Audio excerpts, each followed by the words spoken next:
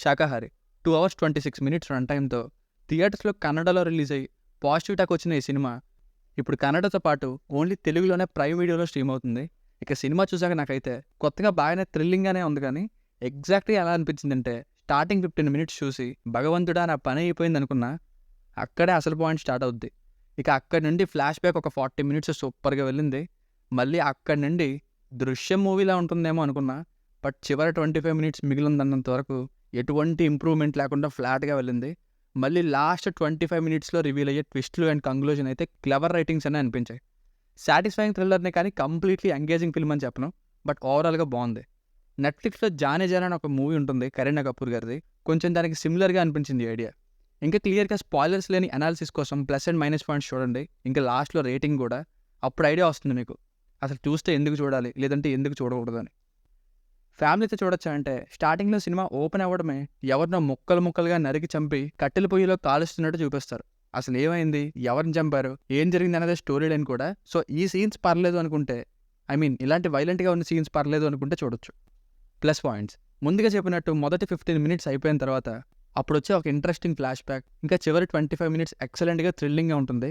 క్లైమాక్స్లో రివీల్ అయ్యే ఒక భారీ ట్విస్ట్ కూడా ఎవరు కనిపెట్టలేరు. అలాగే కంక్లూజన్ రైటింగ్స్ కూడా బాగున్నాయి.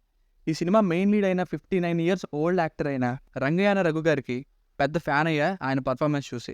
1 man షో అని చెప్పినా తప్పలేదు. టెక్నికల్గా సినిమా చాలా బ్రిలియంట్గా ఉంది. నైట్ మోడ్లో సినిమాటోగ్రఫీతో చాలా బాగా క్యాప్చర్ చేశారు. బ్యాక్గ్రౌండ్ మ్యూజిక్ కూడా పర్లేదు, సాంగ్స్ తెలుగులో ఏం బాగాలేదు.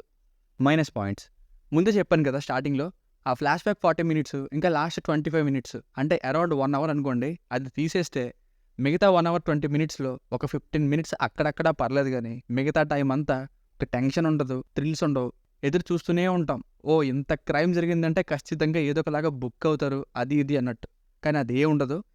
ఇంకా పెళ్లి కోసం కాసేపు చూపిద్దాం, కూరగాయలు కొన్నట్టు చూపిద్దాం, కస్టమర్స్ వచ్చి టిఫిన్ చేసేటట్టు పెడతాం, పోలీస్ భార్యతో ఫోన్ చేసి కాసేపు గడిపేద్దాం, ఇలా ఎన్నెన్నో ప్రియారిటీ ఎంత అక్కర్లేని సీన్స్తో నింపేశారు. అండ్ లాస్ట్లో పోలీస్ కనిపెట్టింది కూడా ఎలా చూపించారంటే అన్నీ గుర్తు తెచ్చేసుకొని సడన్గా అనుమానించినట్టు పెట్టేశారు. సరే ఇంకా రాసుకున్న conclusion ఇవ్వాలన్నట్టుగా.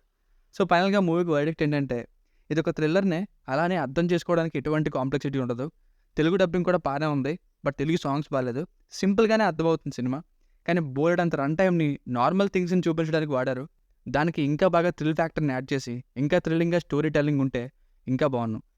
Watchable thriller with clever writings but slow phased వరే పోర్షన్ ఆఫ్ టైం. దీనికి రేటింగ్ వచ్చేసి ఇది నా ఒపీనియన్ 3/5. మీకు కనుక నా రివ్యూ నచ్చినట్లయితే మరిన్ని రివ్యూస్ కోసం మన ఛానల్ని సబ్స్క్రైబ్ చేసుకోండి. Thank you.